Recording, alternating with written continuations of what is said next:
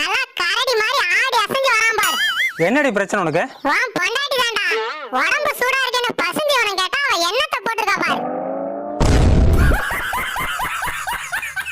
என்னடி வைக்கோல போட்டிருக்க? யோ, எங்க வீட்டு பசுமாடு இதான் திங்கும். பசு திங்கிறது தானே பசுந்தீவனம். கேட்டீங்களா சார்? உங்க மனைவி என்ன சொல்றாங்கன்னு? பசுந்தீவனம்னா பச்சையா இருக்கிற புல்லுடி. நீங்க பேர் தப்பா வச்சா நான் என்ன பண்றது? பொடி. சாரிம்மா, இன்னைக்கு ஒரு நாள் அட்ஜஸ்ட் பண்ணி தின்னுங்க, நாளைக்கு பாத்துக்கலாம். ஏது வைக்கோல திங்கணுமா?